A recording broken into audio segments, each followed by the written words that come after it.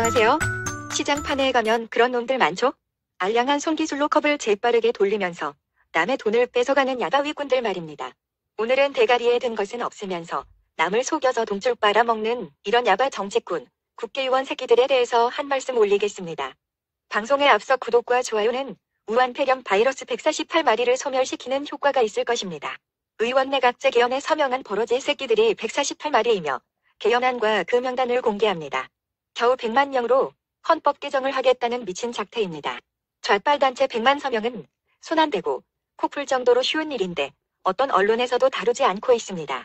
하지만 김무성과 강창일이가 의원 내각제, 적화통일 연방제 개헌안을 한밤중에 기습적으로 내밀었다가 슬그머니 꼬리를 내리는 모양새인데 정말 웃기는 일입니다. 그런데 이 새끼들 낯짝들 잘 한번 보세요. 강창일, 김무성, 여상규는 스스로 총선 불출마 선언했고 이종걸은 경선에서 잘렸는데 의원 내각제로 영원히 국회 질리 처먹으려고 저지랄하면서 국민을 속이는 겁니다. 정말 개새끼들도 저런 개새끼들이 있는지 우한 폐렴 바이러스를 한 바가지씩 퍼서 저놈들 아가리에 퍼넣고 싶다는 네티즌들이 많네요. 오늘 중앙일보 보도가 나가자 여론이 극심하게 들끓었습니다. 지금 국민들이 우한 폐렴으로 죽어나가는 판국에 뜬금없이 무슨 개소리인가 하며 난리가 났습니다.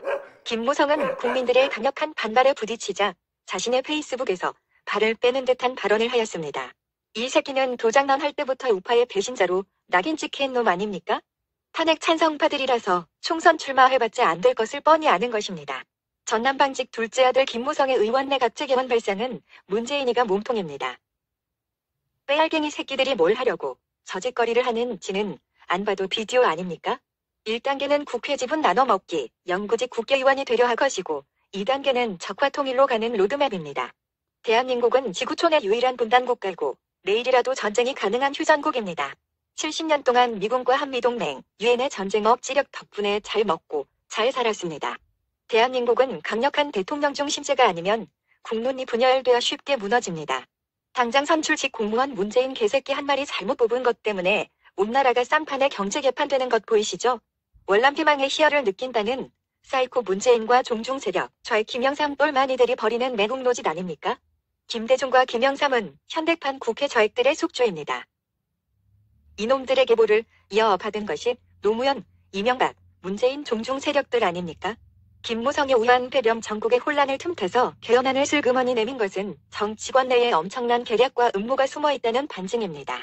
김무성과 강창일의 짝짝꿍 쎄쎄쎄 기습작전이 들통났는데 유권자 100만 명으로 개헌안 발의가 가능하도록 한 것은 매우 저급한 노림수입니다. 요즘 뜬금없이 문재인이 조선일보를 극찬하는 퍼포먼스를 하는 것도 다 뜻이 있는 것입니다. 워낙에 기습이어서 그런지 모르쇠로 일관하는 거짓지 대부분의 언론들이 조용합니다. 조선일보도 입싹 닫고 있고 황교안과 나경원도 예전에 개헌 발언을 한 적이 있는데 뭔가 저놈들끼리 쇼부를 치는 듯한 느낌이 들지 않습니까? 도대체 국민은 누굴 믿어야 할지 막막합니다.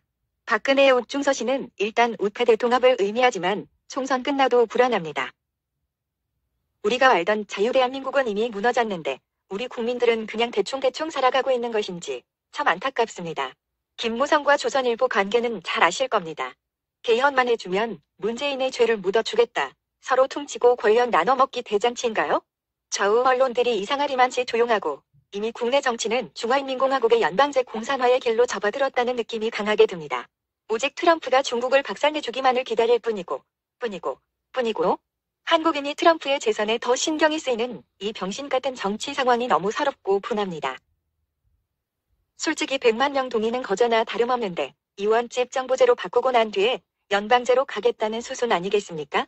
무능한 국회들이 지들은 대통령 못하니까 좌우 가릴 것 없이 허수아비 총리 세워두고 지들끼리 권력의 칼을 가지고 놀겠다는 것 아니겠습니까?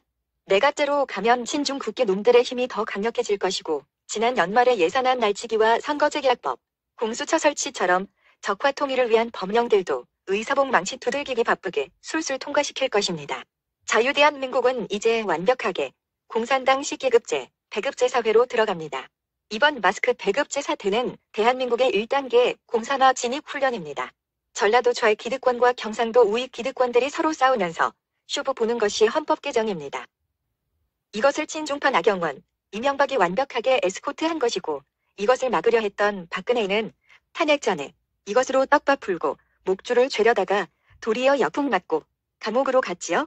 문제는 남한도 북한처럼 전국민 99%가 노비가 되고 1%만의 귀족 사회가 되어가고 있는데도 대다수의 국민들은 이런 사실을 인식하지 못하고 있다는 것입니다.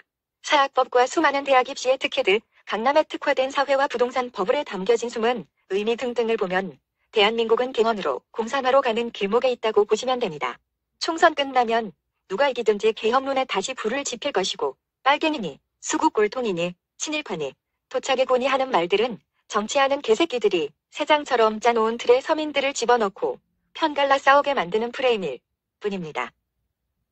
어차피 기득권 놈들은 지 애새끼에게 그 권력과 돈을 나누어 주기 위해서 오늘도 부단히들 노력하고 있죠. 문희상, 추미애, 조국 등등 좌우파 할 것 없이 말이죠.